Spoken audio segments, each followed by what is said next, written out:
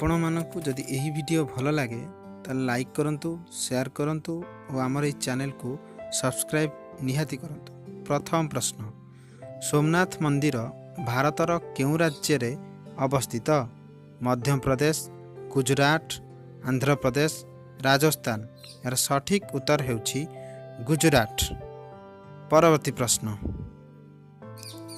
ଶାନ୍ତିବନ କେଉଁ ରାଜ୍ୟରେ ଅବସ୍ଥିତ? ଦିଲ୍ଲୀ, ଓଡ଼ିଶା, ଆସାମ, ପଞ୍ଜାବ।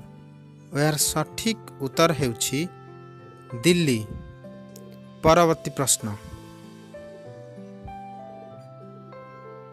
ଡାଲ୍ ହ୍ରଦ ଭାରତର କେଉଁ ରାଜ୍ୟରେ ଅବସ୍ଥିତ? ପଶ୍ଚିମବଙ୍ଗ, ମେଘାଳୟ, ଜାମ୍ମୁ କାଶ୍ମୀର, ଓଡ଼ିଶା। ଏହାର ସଠିକ୍ ଉତ୍ତର ହେଉଛି ଜାମ୍ମୁ କାଶ୍ମୀର। ପରବର୍ତ୍ତୀ ପ୍ରଶ୍ନ, ବିଚିତ୍ର ରାମାୟଣର ଲେଖକ କିଏ? ବିଶ୍ୱନାଥ ଖୁଣ୍ଟିଆ, ସାରଳା ଦାସ, ଜଗନ୍ନାଥ ଦାସ, ଭୁବନେଶ୍ୱର ବେହେରା। ଏହାର ସଠିକ୍ ଉତ୍ତର ହେଉଛି ବିଶ୍ୱନାଥ ଖୁଣ୍ଟିଆ। ପରବର୍ତ୍ତୀ ପ୍ରଶ୍ନ, ସମସ୍ତ ଭୂତ ଅର୍ଥାତ୍ ପ୍ରାଣୀମାନଙ୍କର ଗୁରୁ କିଏ? ଇନ୍ଦ୍ର, ବ୍ରହ୍ମା, ବିଷ୍ଣୁ, ଶିବ। ଏହାର ସଠିକ୍ ଉତ୍ତର ହେଉଛି ଶିବ। ପରବର୍ତ୍ତୀ ପ୍ରଶ୍ନ, ଗୀତାଞ୍ଜଳିର ରଚୟିତା କିଏ? ବିଷ୍ଣୁ ଶର୍ମା, ବିଜୟଲକ୍ଷ୍ମୀ ପଣ୍ଡିତ, ଗୋଦାବରୀଶ ମିଶ୍ର, ରବୀନ୍ଦ୍ରନାଥ ଠାକୁର। ଏହାର ସଠିକ୍ ଉତ୍ତର ହେଉଛି ରବୀନ୍ଦ୍ରନାଥ ଠାକୁର।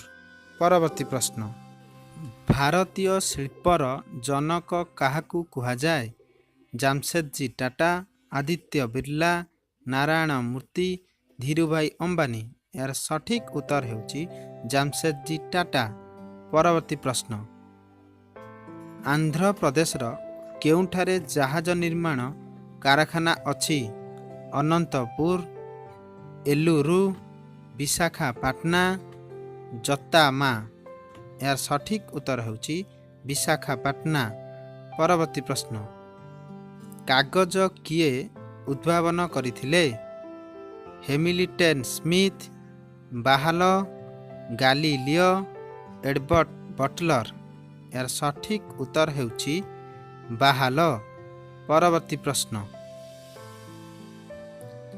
କୈଳାସ ସତ୍ୟାର୍ଥୀ କେଉଁ ମସିହାରେ ନୋବେଲ ପୁରସ୍କାର ପାଇଥିଲେ? 2013, 2014, 2015, 2016। ସଠିକ୍ ଉତ୍ତର ହେଉଛି 2014।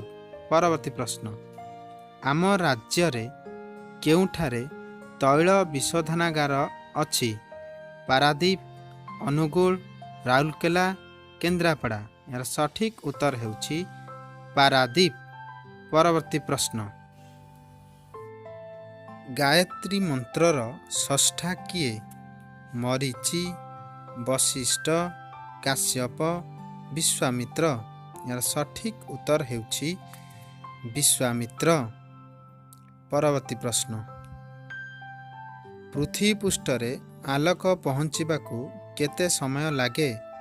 10 minute 15 second, 12 minute 15 second, 8 minute 15 second, 15 minute 15 second. ଏହାର ସଠିକ୍ ଉତ୍ତର ହେଉଛି 8 ମିନିଟ୍ 15 ସେକେଣ୍ଡ।